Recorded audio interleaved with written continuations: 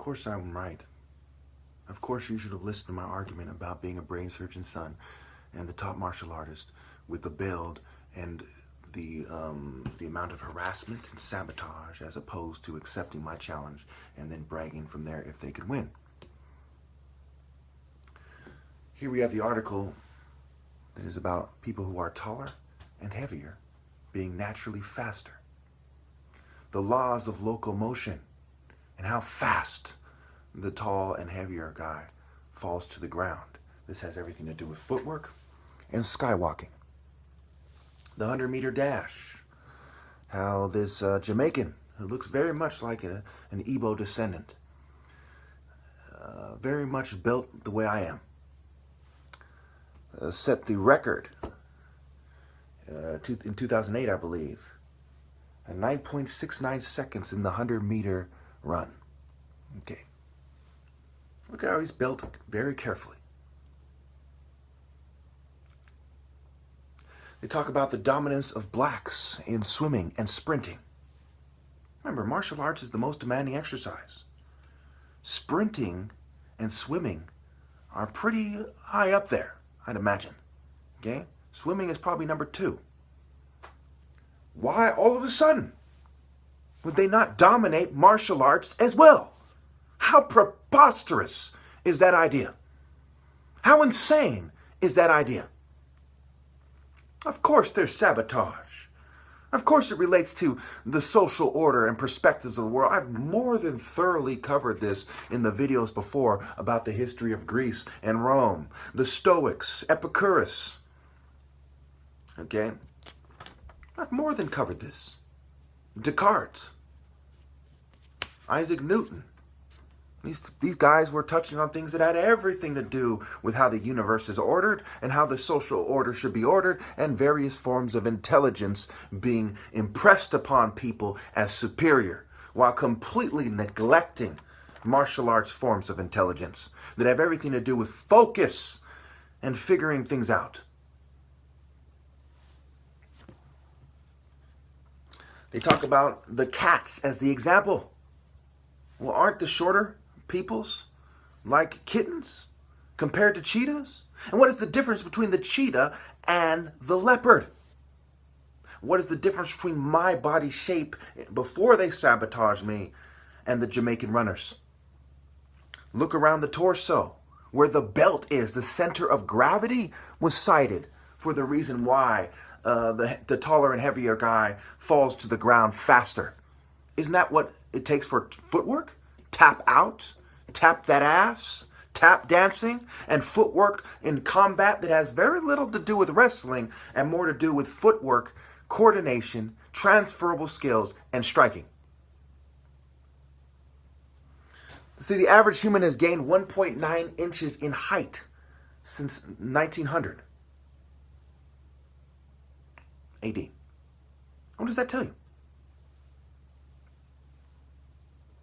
Do height and coordination not tend to go hand in hand? Certainly in combat. It's one thing to be the tallest man in the world. It's another thing to be able to outmaneuver him and strike him. We must consider speed versus quickness. They also bring up that the heavier guys push, punch, and hit harder. So there are weight classes in wrestling, in boxing, and in other sports as well. Certainly where they're going with this has everything to do with who the black athletes are related to. If you are outwitting and out-hitting them, is it because you're related to a Jew, an Asian, a white person, the bloodline of house niggas that have helped them out? Or are you truly related to the martial arts structure of Africa that saw very few people that dedicated their lives to science? Okay? That's something that maybe my dad and maybe a few more people did. But the vast majority of them were martial artists first. Natural intelligence first. The wisest and the best from every race is being cheated out of their rightful place by the greatest cheaters and the most cunning scum. That's why they're moral relativist trash, and neither party really does anything effective to oppose the moral relativist elite. We see in later articles. Okay, so that is this article. Now let's move over to the article about the problem with the white ethnocentrist scientists, which is widely acknowledged by the left at least. Why aren't the right acknowledging this? How much more painfully obvious can it be? You know, not the mainstream right at least.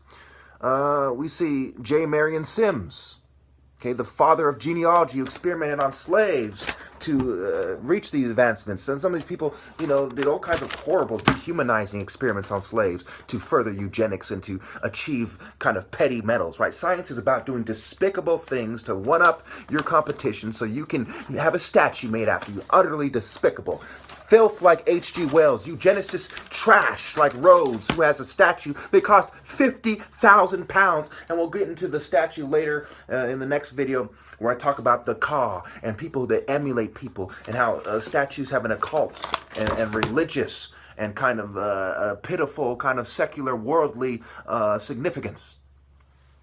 Watson and Crick. How many times have I heard some sniveling fucking coward metaphorically sucking off Watson and Crick for their double helix structure of DNA? These are eugenicists.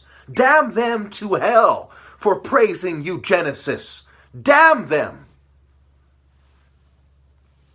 Are these eugenicists being honest and fair? Or are they trying to sell you evil, cunning stock as good stock? Put stock in war profiteers corporations. Put stock in poison pharmaceutical corporations. That's the kind of stock they're trying to sell you, while trying to screen out the natural health competition, for instance. Moving on. Crick despicably said that more than half of the differences in the IQ between whites and Negroes was due to genetics. Well, at least he acknowledged that there was some environmental factors, which is more than I can say for the modern despicable white supremacists. Absolute trash. Moving on. We have the word top in topics. They talk about the sexist and racist ideas that they call the universals in nature, that pertain to the universals in nature. To make a long story short, ladies and gentlemen, can you imagine some non-African group, even if they're African Americans, mind you, looking at the brain surgeon's son's superior body, his superior physique, and pretending that they didn't take him seriously, as if I wouldn't outmaneuver them and surgically strike them 1,000 times before they could come close to touching me. Nothing could be more absurd. They hid like, not only like bitches, mind you, like lying, sniveling bitches, for all the wrong reasons. Damn them to hell. Oh, I had said that it was blacks that dominate swimming. It's actually whites, and I do believe it's more a matter of body structure that goes beyond just the center of gravity. They try to chop it up to something that doesn't have deeper evolutionary implications, because the left does not want to put it in your head that any race is superior in any significant manner, much less a martial arts or religious one. Okay, so they downplay the differences in body structure. Look at the shoulders and the movement, right, of white people compared to black people. Okay, so it's locomotion, bipedal locomotion, and there's other fancy terms for it, but it's basically has to do with the body structure and the way people maneuver. So without looking at it in terms of the center of gravity, right, I looked at it in terms of heaviness and overall body structure when I look at it in terms of why the black race seems to be the Skywalker race as such, in terms of the martial arts application and the pharaonic role. But certainly there's a degree of, dominant and recessive genes. And so when you see my dad and my mom married and had me as a child, you see that this kind of ability to maneuver effectively was a dominant trait, the skeletal structure. And this is interesting how this lines up, right? It is like people in evolution, right? If those traits aren't dominant, then that species dies off, right? That group dies off. So these traits had to be dominant. Now there's all kinds of fancy scientific terms to explain what I just said, okay? And you can look into it for yourself, but you're a moron if you don't see it before a scientist explains it to you. Do you need to see a cheetah outrun a fucking snail to understand sort of why that is? Thank you. One last thing, when it comes to how difficult things are, you know, everything from leg room in cars and airplanes to having big hands and the iPhones and the different phones they have, the Androids and blah, blah, blah, you know, they've had over the years, making it easier for someone with smaller fingers to operate, okay? It makes someone like me want to express the desire to be in charge even more and not less, okay?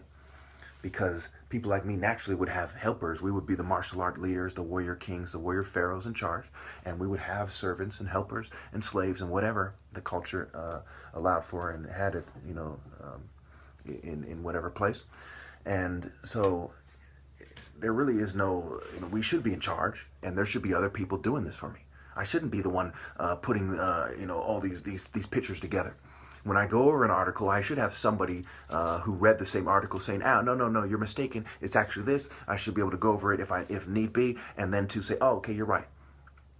I should have helpers, and other people do. It's not fair. It's not fair to say, "Hey, this guy is not as smart," when I'm being sabotaged. I don't have anyone helping me out. I don't have anyone to exchange these ideas with. I kind of do it by myself, and then I quickly put a video together before they gas me and drug me so much that I can't explain. Then there's such an abundance and a large volume of information to disseminate and to communicate that it is insane to expect me to do this all masterfully. Then there's this sense of urgency on top of life is short and all this other stuff. I don't know when I'm going to die. And then there's the passion that is partially fed into by reacting to the drugs and so on, and the stressors that they have added to my life. That make it so that I want to get it over with and passionately get off my chest and move on to something else. And there's always something else to move on to. There's always something else that proves my point.